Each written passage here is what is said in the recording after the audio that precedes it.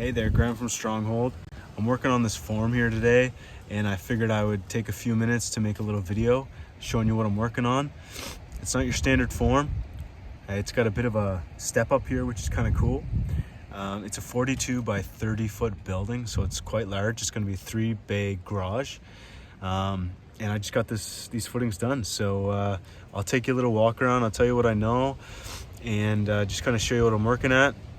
And hopefully. All right, so I just finished the prep on the form. This is it here. This wall here is 42 feet long, and then the side walls are 30 feet. We have on both sides an interesting sort of step up that we're doing. This is just the footing, so usually the footing's not looking so odd, but in an effort to save some money on cement, we figured, why dig down 4 feet when we only have to dig down 10 inches?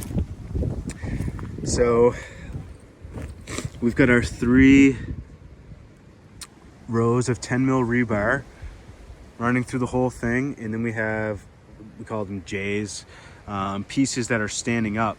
And for you, those of you who don't know why we do that, when we pour our footing, it will harden up, and then we'll have these pieces of rebar sticking up that we slide our ICF blocks over. And when we put the ICF blocks over and then pour that, this rebar that's sticking up here is essentially what's going to be attaching the poured ICF wall to the footing. So this is the other side here. So we're going straight up. And here, actually, I can show you the rebar inside. So the rebar runs along here. And then what I did was just bent it down. And then it's all tied together to this stuff here. So it runs in there and then comes up and then comes out the side there.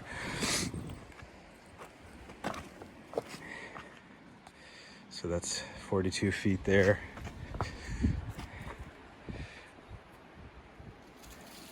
All the corners are, well, we just ran our rebar straight to the corner, and then you have to bend pieces around and then tie them together in 2 different spots. Anytime that we're tying rebar, typically we try to overlap the rebar a full 8 inches, if not more, 8 inches minimum, I should say. And then that allows lots of room to put 2 wraps of wire on there. So for example, we got 1 thing of wire here, another thing of wire here, and this is way over 8 inches. That's probably closer to 14 inches. So that's plenty there. The other thing that we're doing is we're using these metal bands right here. And I call these belly straps or belly bands, and they're gonna stay in the form long after we're done. And because it's metal, that's totally fine. These are great because then you don't have to have, because normally you have to put some sort of support here, or you put a stake in. When you fill this thing with cement, the pressure is gonna wanna push the side of this form outwards. So what these belly bands do is they attach on the top, they go right around underneath, inside, and then they come up the other side and hook around to the top. So that's gonna give us some strength, so that this thing doesn't kick out on us when we start pouring our cement in. This plywood on the bottom is just because the ground underneath isn't perfectly level. I mean, how could it be? It's dug with an excavator. He did an excellent job, but you're just not gonna get perfect level. So when we were going to level our footings, this spot here was quite low. So we decided to just run some plywood along here, and that's going to keep the cement from squeezing out the bottom. So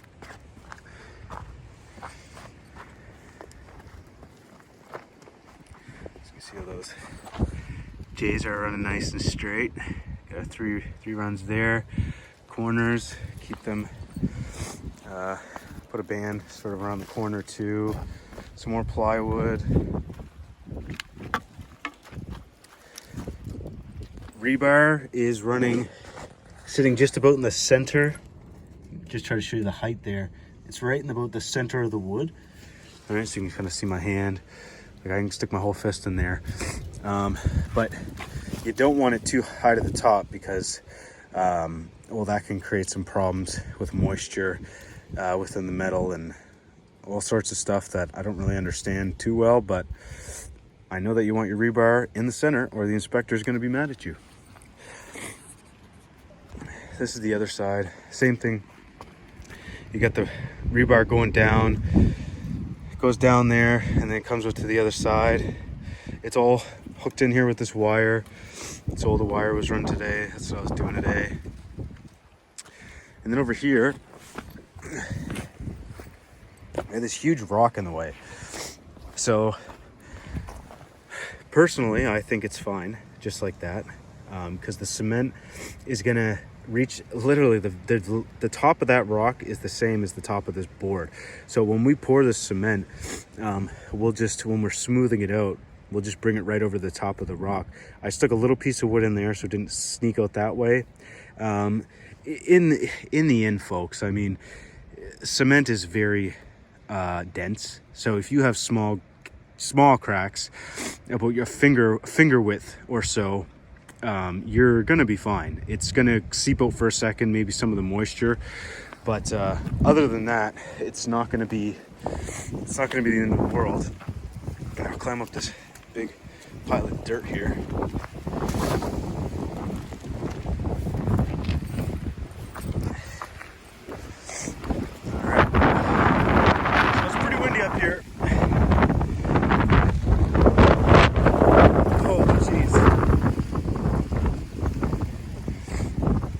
That's it.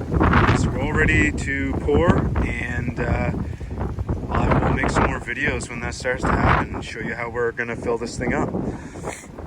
Super excited.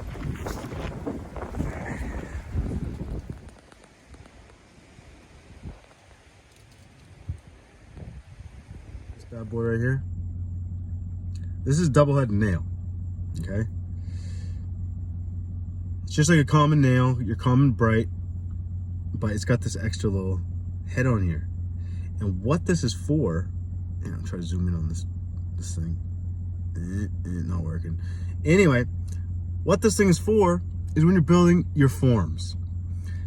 Anyone who's had to put anything together that you got to take it apart, the worst part is digging into that piece of wood and trying to get that head exposed so you can get a hammer or a cat's paw or something to pull that sucker out.